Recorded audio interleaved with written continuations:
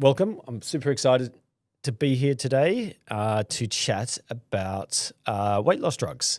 And here today we have Dr. Wendy Denning, who's one of the first integrative doctors, that's a hard word to say, in the UK, and has been using and prescribing, not using personally, but with her clients, some of these weight loss drugs. So Wendy, can you just tell us a little bit about yourself first? Yeah, so I have been interested in integrative medicine. I formally set myself up as an integrative medical practitioner in the Harley Street area 25 years ago. But actually, I've been interested in integrative medicine since before I went into medical school. For me, that was the interest. It was to look at what causes the problems we have and how can we get back to the root cause and figure out how to heal it from that place. Also, how it integrates with the rest of the body. So if you have a problem with your gut, it's just not isolated just there. It's going to be affecting your brain. It's going to be affecting your heart. It's going to be affecting other areas of your body. So you've always got to be looking at the whole person. You can't just look at one little area, as you know very well. Yeah. You have to look more globally. Yeah. And I look at root causes. I like people to see specialists and to get things looked at very carefully. And then I try to find solutions that are more lifestyle, less drug-based. Yep. So it's kind of funny in a way that here I am talking about drugs, if you like, because if I had imagined myself 2.5 years ago talking about weight loss drugs, I probably would have thought that must be some other doctor. So to follow on to that conversation, are we seeing a complete game changes in terms of these GLP-1 agonists? Are they sort of revolutionizing weight loss and perhaps a whole host of other conditions that might be sort of being impacted in a positive way? We are definitely seeing the most effective weight loss drugs that we've had, I think, since I can remember. Yeah. So probably, and I haven't been, I'm not a young doctor anymore. Therefore, this is a significant period of time. There are certain groups that are extremely excited about these drugs. Yeah. The cardiologist probably the most excited. Yeah. But there are also the aesthetics group and some of those other groups that are very excited about these drugs. Yeah. I personally am surprisingly excited about it. I was a bit ambivalent when I started. I think it's fair to say. I was approached by a journalist. She said, I want to try it. I want to write a piece about it. I said, okay, why not? She's a reasonable person. She's got a little bit of weight to lose. Let's see what happens. We'll do it properly. Let's see what happens. I was really impressed with it.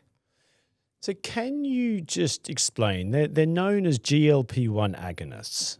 One of them are so Wegovy, or is known as GLP-1 agonist. But then there's another one which has got dual actions, which is GLP agonist and a GIP. And what's the brand of that? That's Mounjaro. Mounjaro. Yeah. Okay, and so Ozempic was the first one that probably came out to hit the headlines. Where does that sit? Well, in this country, it sits that people are not really allowed to or not supposed to prescribe it if the patient's not diabetic. Yeah, so that's being reserved for the diabetics. But that is the one we all started with because it was the only one 2 years ago you could get your hands on. Yeah. So actually, if I'm honest, I've had as much experience with that as I have with Mounjaro. Okay. I've not gone over to Wegovy, which is the other GLP agonist, that's very similar to Ozempic, very much, because what happened in the meantime was then Mounjaro was approved for usage. Yep, for weight loss. Yes. Which is mainly what I'm doing with these drugs anyway. Uh-huh. And when I went over to that one, it is more effective because it has a dual action. So unless the patient's having a problem with that drug, I tend to choose that drug ahead of Ozempic or Wegovy. I don't really, yes. And can you describe what you mean by a dual action for the Wegovy drug? Yes, so it works on 2 different receptors. Okay. So it works on the GLP, which is glucagon-like peptide agonist receptor, and the other one works on a receptor that's mainly in the gut, the GIP receptor. And these receptors help to mimic the hormone that drives hunger. Yes, they aim to actually suppress the hormone, which means that people are less hungry, but they have a lot of other actions as well. So they actually make the body more sensitive to insulin. They also help the body to release the appropriate amounts of insulin. Yeah. And they also have an action on how long the food stays in the stomach so that people feel fuller longer. Yeah. So they act in many different ways. What I didn't say when I introduced myself is these days I see a lot of menopausal women. And what's really interesting for me is that it's so difficult for menopausal women to lose weight. When you're younger, it's much easier to lose weight. Yeah. And that is because of insulin resistance. Yes. And it seems to be really hard to shift that. Historically, what we have been using is a drug called metformin. And I remember once being at a conference with an endocrinologist, and he forgot to mention metformin. And I said, "Why didn't you mention metformin?" He said, "Well, most women will only lose 3 to 4 kilos." I said, 3 to 4 kilos? Most women would give their eye tooth to lose 3 to 4 kilos. Yeah. So, but these drugs are a real game changer. And they're a game changer because metformin does cut you off at the sort of 4 kilogram mark. Okay. But these drugs will potentially, you can lose a lot more weight and you really can move out of that. That's the other piece. You can move out of that obesity piece, which is, years ago, I went to listen to bariatric surgeons. These are the doctors that actually do, the gastric bypass surgeries. Yeah. And they basically said by the time your BMI gets to 30, it's actually extremely difficult to lose weight without some additional help. Yeah. So these drugs are not only leading to a reduction in weight, they're probably reducing people's overall mortality significantly. Yep. Reducing their cardiac risk, reducing their potential cancer risk, reducing their risk of metabolic conditions. Yep. Potentially also sort of neurodegenerative conditions. I know there's some research out there linking some of these drugs into, there's some research going on into Alzheimer's and dementia as well, which is fascinating. So they really are quite game changing in terms of what we're the outcomes that we're seeing with some of these. Yep. How do we see people using them for long periods of time? Are they the sort of drug that once you're taking them that you need to take it for a long period of time, or are people taking it for a year and then trying to wean themselves off once they've lost that weight? It's a very good question. I think we don't know the answer to that yet. I always start with my patients with the premise that we're going to do this for a short time. They're going to lose their weight and we're going to get off the drug. Yep. And there's no doubt one of the things, just coming back to that obesity story, the thing with obesity is once your BMI is over 30, it's not just that you're insulin resistant. It's actually that your fat cells push out all sorts of hormones that make it actually very hard to lose weight. And so what happens is these patients yo-yo, they do lose a little bit of weight, and then they stop the diet, and then the body, pours the weight back on, and they end up being heavier than they were when they first started.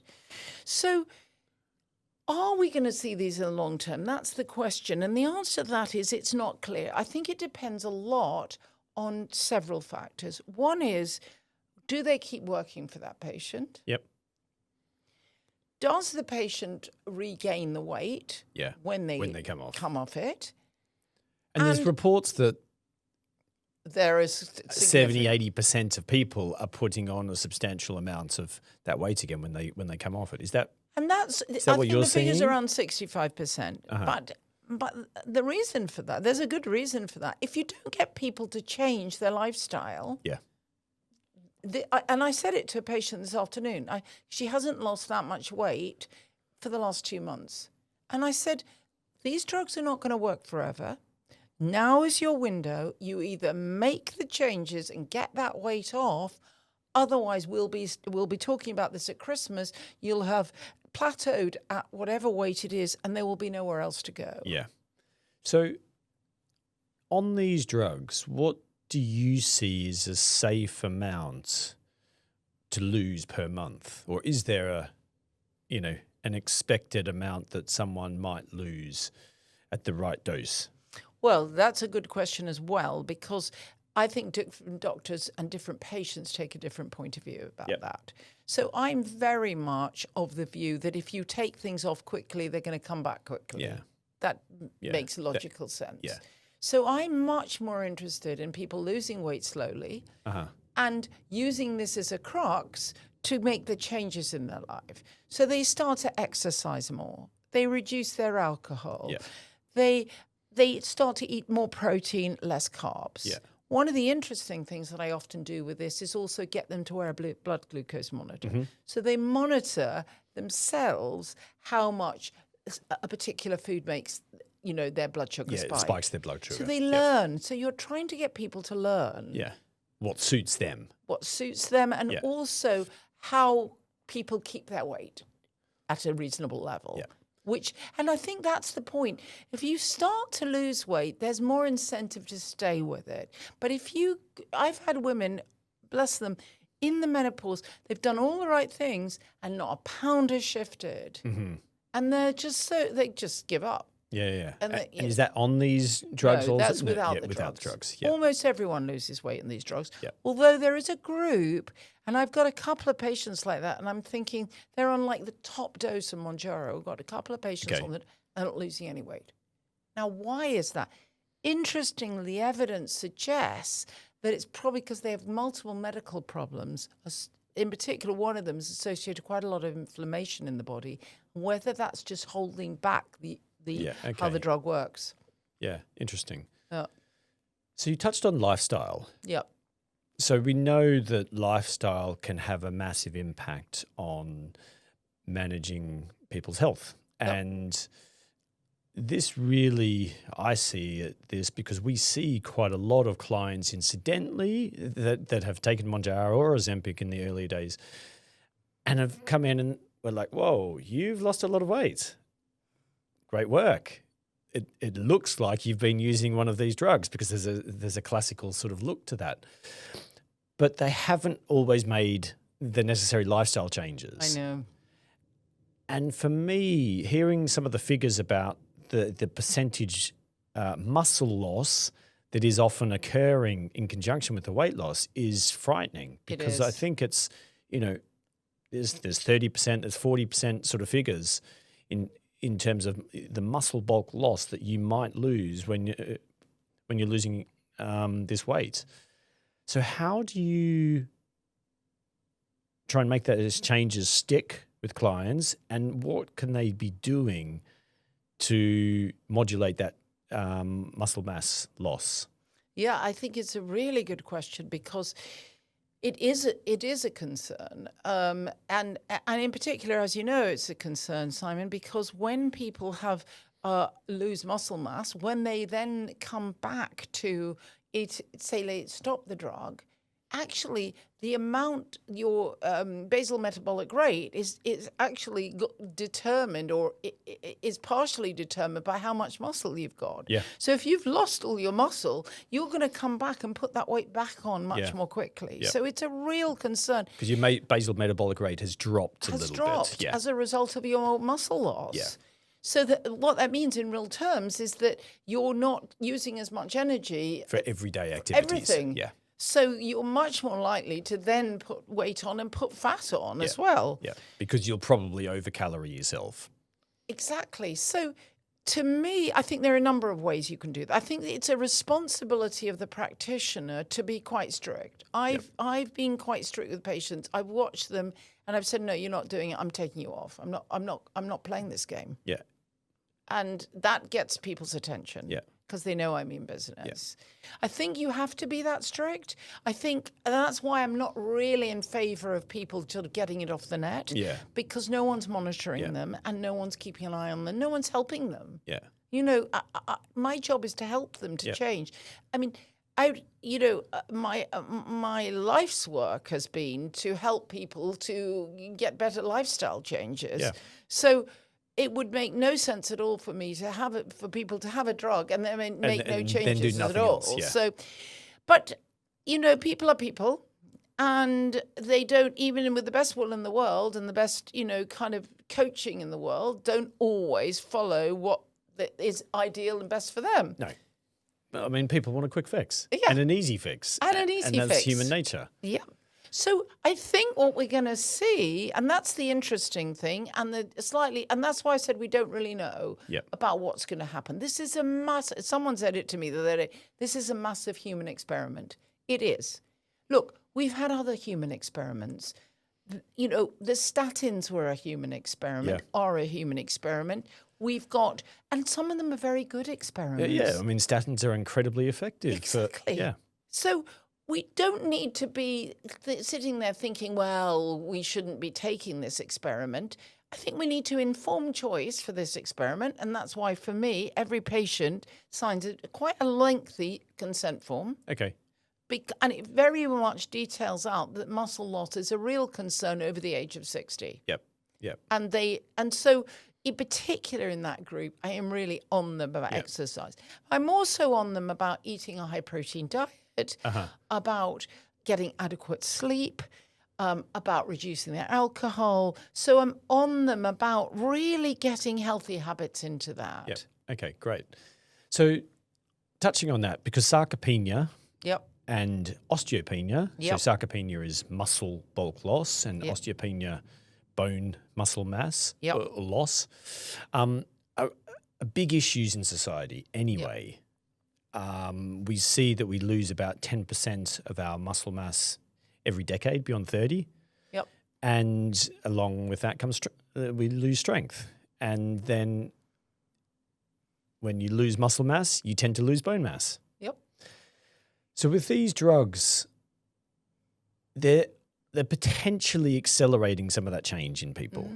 But can you reverse that with good weight training? We know that weight training, pushing load, is about the best thing that people can do to help to optimize their muscle mass, to keep them strong, because that prevents injuries, that helps decrease your insulin resistance, that helps a whole bunch of things. So training in that regard and with a high protein diet, does that help to negate some of the muscle mass loss from these drugs? It does. There's quite good evidence that it does. So that's the good news. But it needs to be resistance training. So something that actually builds muscle. So high loads. High loads, basically, which is the same for actually osteopenia as well. Correct. And does everyone do that? Question mark. You know, that's a question mark, isn't it, really? I mean, the amount, this is what we see pretty routinely. And 7 times out of 10, people aren't pushing enough load. They're not doing enough to stimulate sufficient change. You know, the body needs increased stimulus to actually generate change. And for a lot of people, that's quite hard. You know, walking doesn't cut it.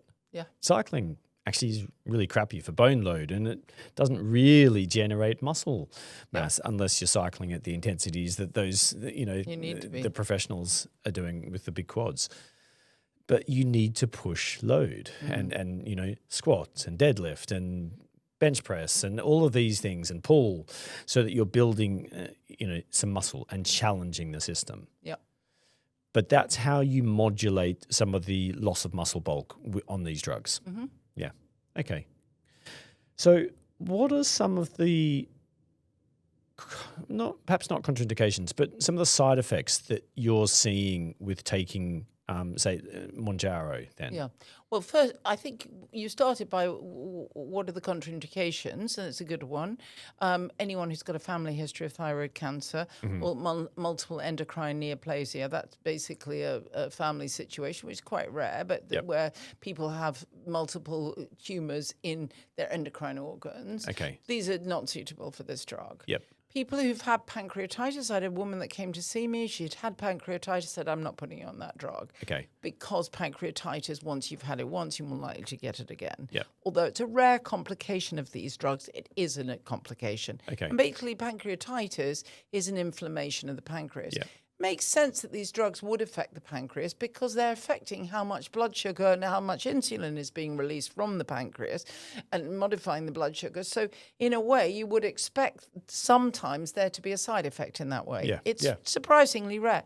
What I have had, interestingly, has been two of my patients have had to have their gallbladders removed. In fact, three, actually, when I think about it. Three. One was a mother and daughter, and then was another woman.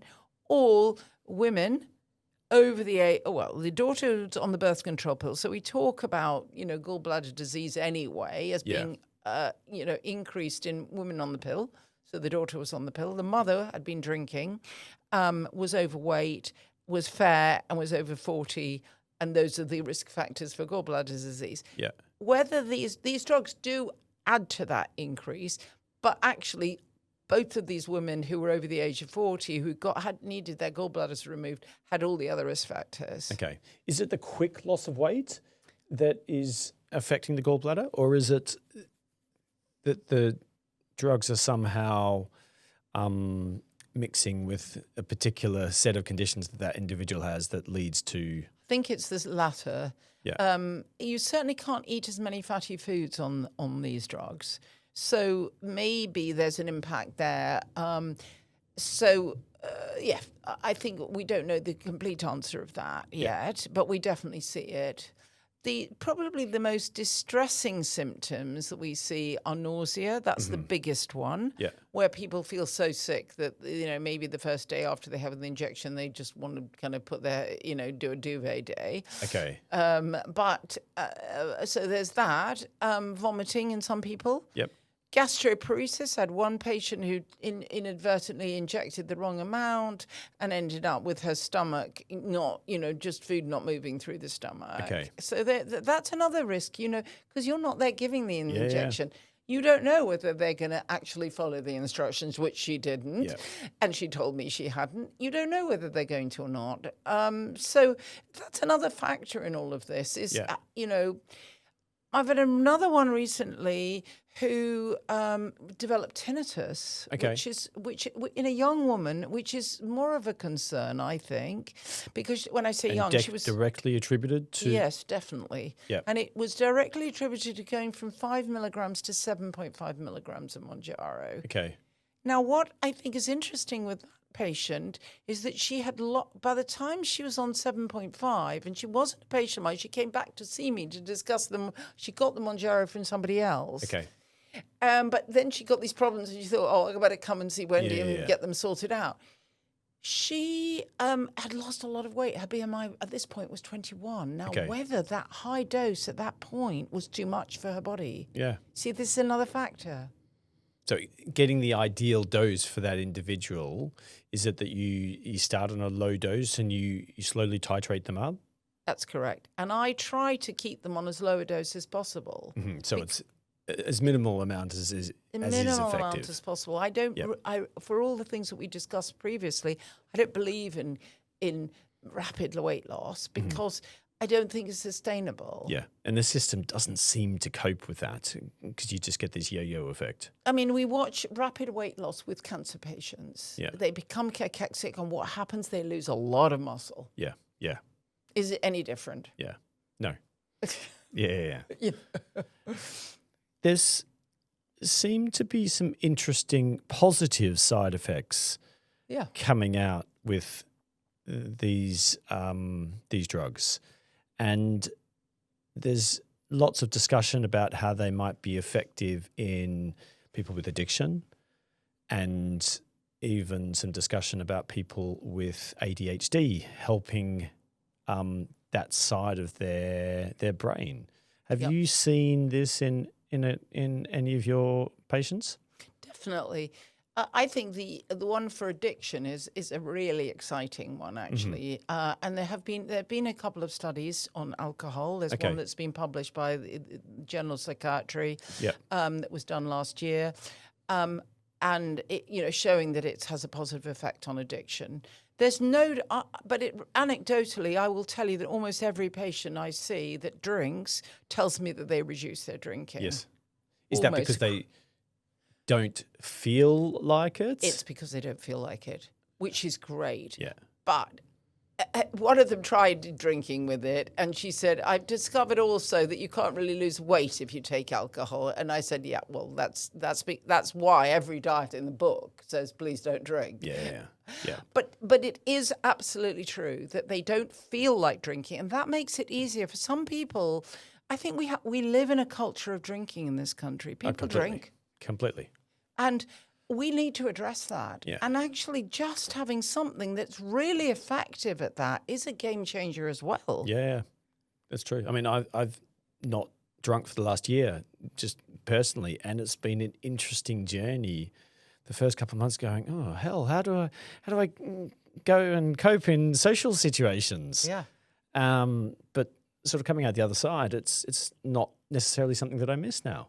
But it's interesting. We do base a lot of our life around drinking in this country. We do, definitely in this country. I spent quite a number of years working in Canada, and there when people get together, they go and barbecue, they go hiking, they go skiing, they go sailing, they do activities. Here we go to the pub. Yeah. That's what people do here. As an Aussie, we have barbecues, but then there's usually some alcohol booze with as the well. barbecue. Yes. So yeah, I can relate to that aspect. Okay, and so do we think that they will end up being used for addiction? And is that because are they hitting the reward center? Like, how are the how's that? It has secondary an impact effect on dopamine, yes. Yeah. So it does hit the reward center. And yes, I think we will really see people start to use it. And in fact, I've already had people come to me and say, I would like to use this for this addiction or that addiction.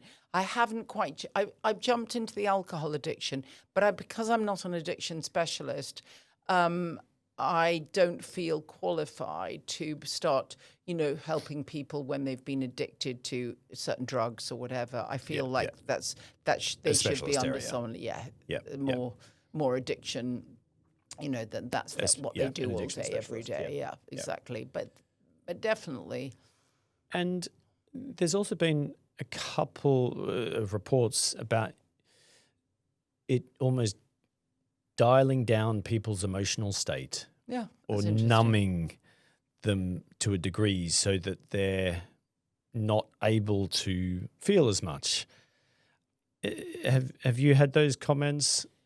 I have read about those comments, but I have not observed those comments really, which is good. And what I feel by that is that people are not taking high doses, so they're not getting that impact. Yeah. Okay. And I think that's where it comes back to that same point of view, really. Yeah.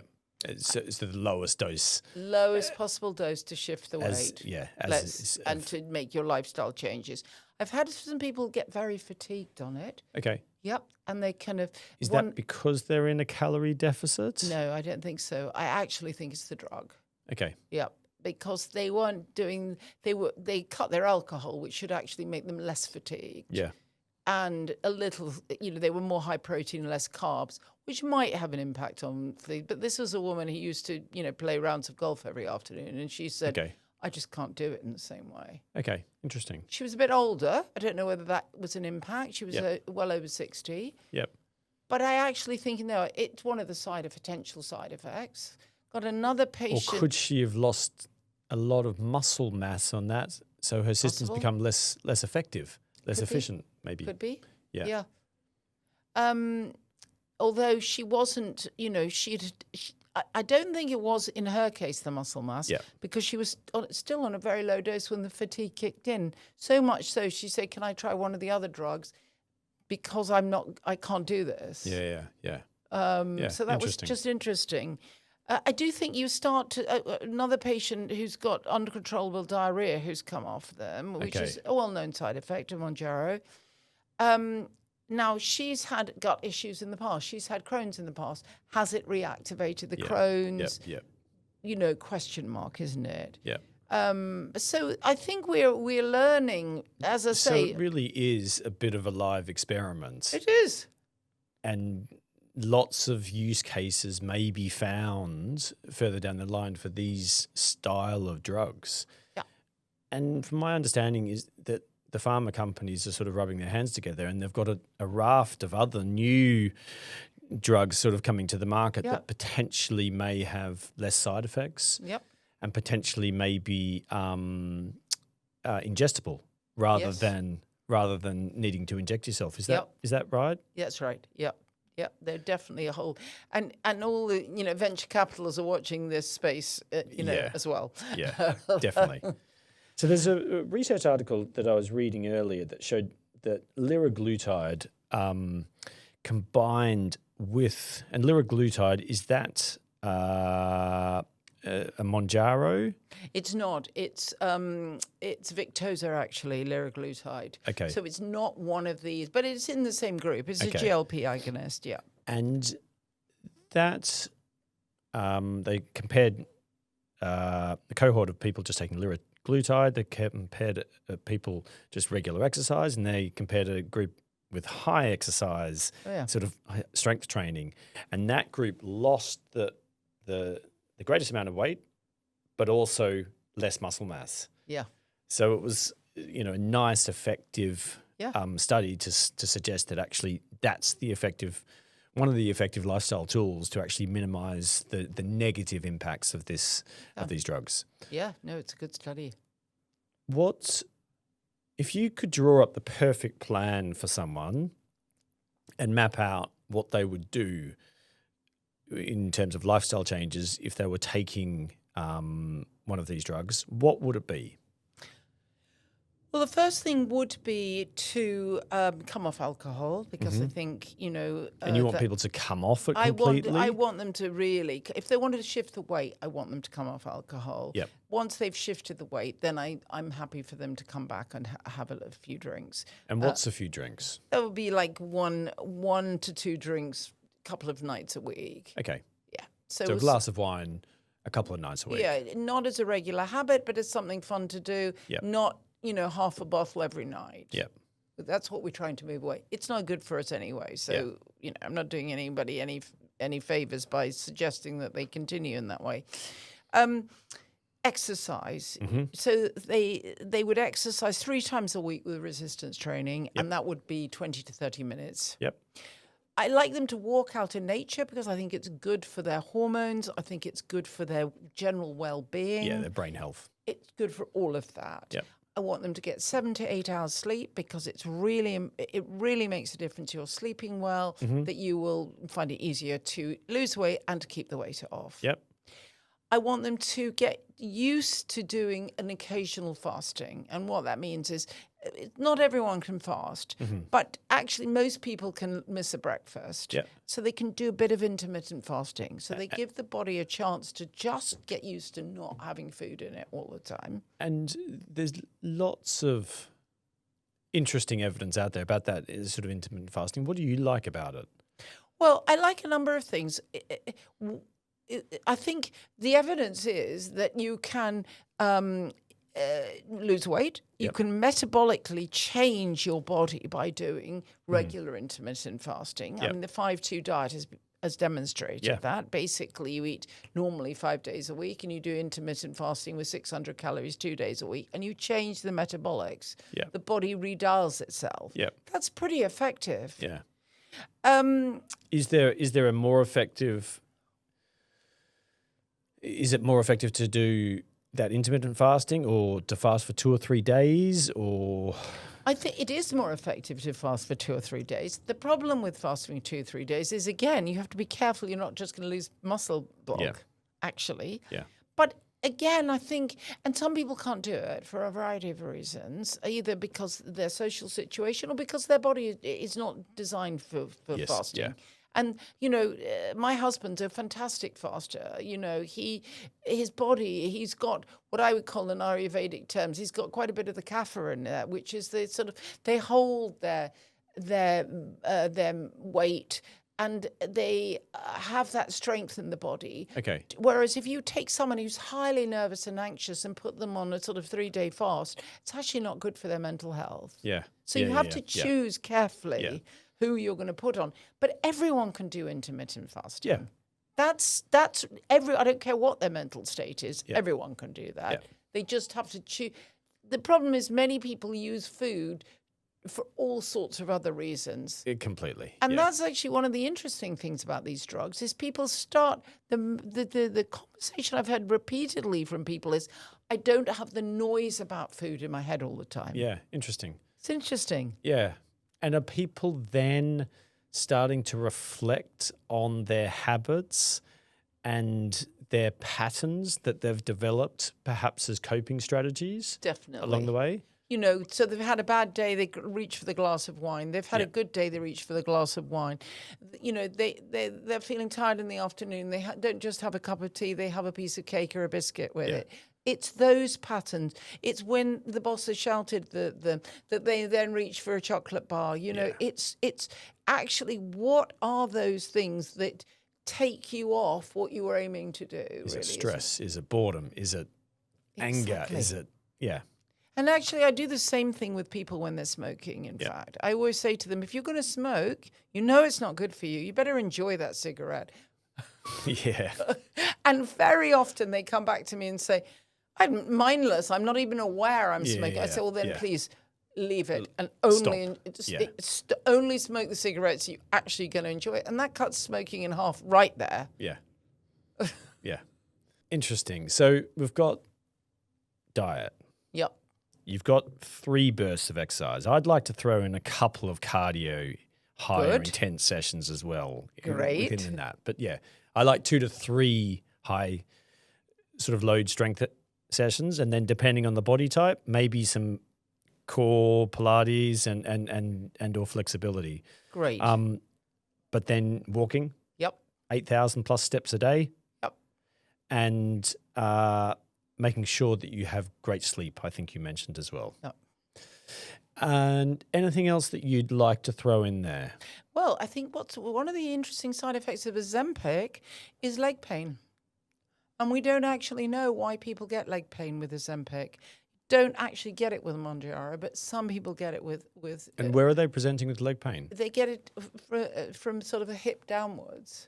And is it like a joint pain? It's more of a sort of muscle peripheral neuropathy type of pain. Okay. And we don't actually know yet. Is it that it's irritating the nerves? Is it that it's irritating the muscles? We actually don't know, but it is recognized as a side effect. So I just thought I'd bring that to your attention because of the work you do. Interesting, because I haven't seen that. I suppose we're seeing more people currently on Mounjaro than we were seeing Ozempic in the early days for people who were perhaps being prescribed it when they shouldn't have been. Yep. But I wasn't aware of that. Okay, that's interesting. Yeah. And then the other piece, which you've kind of half touched on, is the whole piece of these drugs and brain functioning. Yeah. And that's really interesting. There's a sort of informal saying out there about type 3 diabetes. Mm-hmm. And so type 3 diabetes is actually inflammation of the brain as associated with high blood sugar. Yeah. And so if you can affect a change in the inflammation of the brain due to blood sugar changes, which is what these drugs do, you could reasonably expect that to have a positive effect on some of the age-related changes in the brain associated, which lead on to things like dementia. Dementia or Alzheimer's. Yeah. Interesting. So we're seeing that these drugs can cross that blood-brain barrier and potentially impact the inflammatory processes within the brain. Yeah. These potentially are real game changers, aren't they? They're very exciting drugs, actually. They really are exciting drugs. But, we are going to see I mean, with obese patients, I'd be happy for them to stay on them indefinitely, if I'm honest. Yeah. Because the risk of being obese in terms of all of your medical conditions is so much higher than some of the other risks that we've talked about. Yeah. The ones where they wanting to move their BMI from 25 to 22, that's where I have more difficulty, because yes, I understand it, but what are we doing as a society to change that goalpost down here so everyone's got to have a BMI of 22 at the age of 50 and 60, which isn't really doable. Yeah, and what are we aiming for here? But maybe we could see a low dose of these drugs at that age, a very low dose of that drugs at that age, that would impact some of the metabolic factors which go on to lead to diabetes, heart disease, dementia. So maybe we'll see this whole question of microdosing at that age.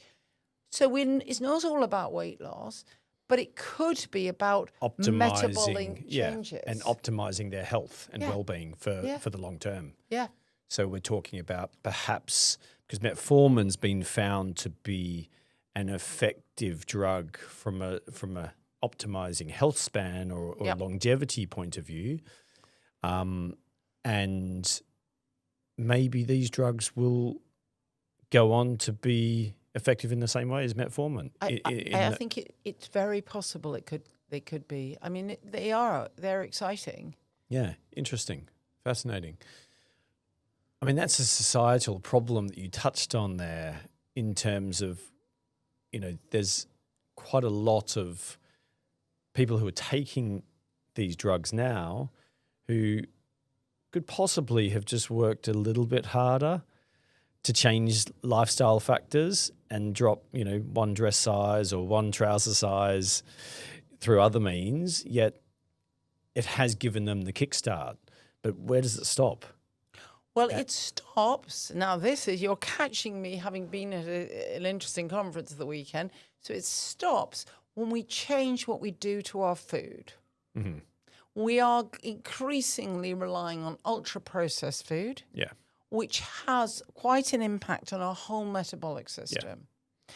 Until we actually start banning some of the things that go into ultra-processed food and actually make a positive change there, in a way, we got the drug that deals with the food that we've created. Yeah, the food industry that have created this sort of monster, if you like. Exactly, and we've let it happen. Yeah. And we actually enjoy those foods. Yeah. I don't personally, but actually most people will tell you that they would rather they like to have a pizza or they like this or exactly. I'll take home cooked food any day. Yeah, and that's a whole nother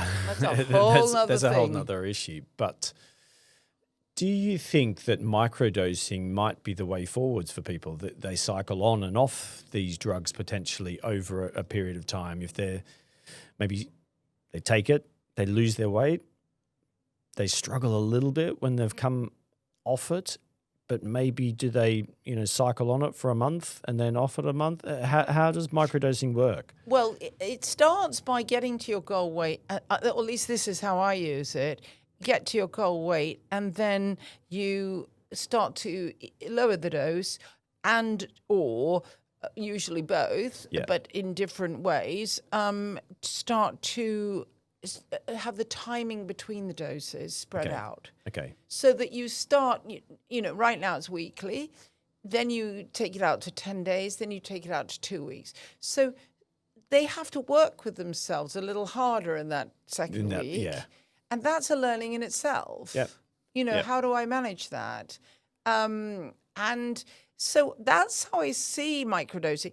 I have people coming to see me because I've spoken about microdosing and say, I want to lose weight on microdosing. It doesn't work like that. You can't really lose weight on microdosing. So you're sustaining your weight with microdosing. You're sustaining your weight. Yep. But there have been other people that have come to see me and said, I'd like to get off drinking. I would like to work on brain focus. And those people, we have trialed microdosing. Okay, interesting. We tried a low dose. And again, it's an experiment. But it's a reasonable experiment because they've got symptoms that ought to be improved by the drug. Yeah. So to deny them the drug when they've got a definite reason to work on an area would seem to be unfair. Mm-hmm. But I have to set their expectations, because if they think that they're going to lose the drug, lose the weight, and, on a microdose, it's not going to happen. Yeah. Okay, so interesting. So already you're seeing that there's multiple uses or approaches to using these types of medications. Yeah. Fascinating. I mean, I wonder if clinicians who are prescribing this don't really drive this educational message home about lifestyle changes and even increasing your protein intake, because we know that as you age, you metabolize, it's harder for your body to metabolize protein. Yep. And getting the right sort of exercise in them. I wonder if we're setting up ourselves for a cascade of people who have sarcopenia and osteopenia down the line. Yeah, quite possibly. And so, and I would put that back to you as a physio, how can you impact that? And is that why, doing podcasts and things like that? Because it's all about education, isn't it? Completely. And I think, whenever as it's been highlighted in the media and as it's become an issue, we're seeing a cohort that aren't necessarily coming to us for the fact that they're taking these medications, but it's happening in conjunction with other injuries or managing their body or back pain or just trying to optimize their health. And actually, there's a massive part of education that's going into this. We've got to drive home, and we're very specific about, okay, right, well, this is the program you need to be on. If someone's already done weight training in the past, great, it's a much easier process. Yep. But if they haven't done, and there's quite a lot of females who potentially haven't done, we need them pushing load and we need them building strength, and that can be pretty scary for people. So we coach them through that whole process. And it's really, really important that we sort of educate as much as we can. Whilst we're not prescribing, we aim to do that as we're helping, because our goal, like you, we want to help our clients. Exactly. And we want to make changes with them. So that's one big thing that we do. And raising awareness, hopefully, and discussing it only gets that message out there so that people can understand that this is something that they need to take on board. Yeah. And I think, now that society have sort of unleashed that drug, if you like, it's like, how are we as a society going to support our fellow beings to use that drug appropriately? Effectively, yeah. Because we can blame the prescribers, but actually it's human nature, isn't it? Completely. We all want the quick, easy fix. We do. And actually, I just came off a big bike race on the weekend and it was brutal. But actually, there's something about working hard for a goal and putting a bit of stress, that was a bit too much stress, but putting a little bit of stress in the body that can stimulate change and can be good for us. But in society, we just want the easy path. We just want to, we're all very busy. We want to get from A to B, but actually sometimes we just need to learn to work a bit harder or put a bit of stress on the system to generate some change, which is what, your intermittent fasting is doing, which is what exercise, pushing some load is doing. It's stimulating that change. So it's putting small amounts of stress into the system to try and improve things ultimately. Yeah, definitely. Yeah. Wendy, I think it's been fantastic. It's been super fascinating. I hope our listeners have taken something away. But one last comment from you. Where do you think we might be in 4 to 5 years' time with these group of drugs? I think we'll be using more of them. I do. I think that as they become more available, people will want them. People are looking for them. The only thing we haven't touched on is actually what supplements people can. Yep. Yeah, we didn't talk about that. And I would say that, if you're on a diet like that, there are a number of supplements that could be very helpful for you. And not the least being magnesium, fiber, because not everyone is eating enough fiber. Yeah. So there's a lot of interest in that. Creatinine it could be very helpful. Probably one of the best supplements going around for males and females. Super safe too. And probably a multivitamin as well, because when you're eating less calories, and in particular, if you're taking out the carbs, some people might be vitamin deficient, even if they didn't start. Most of them probably started like that actually, is the truth of it. And then I just want to get a plug in for vitamin D, because everyone's deficient in vitamin D in this country. You want to go and live in Australia, you may not be.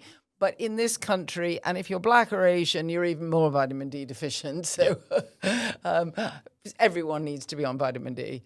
You need it for your heart, your brain, your Muscle, bones, bone, your muscles, yes. the whole lot. Excellent. Well, Wendy, that's been amazing. Thank you very much for your time, and look forward to chatting again soon. Great. Thank you very much.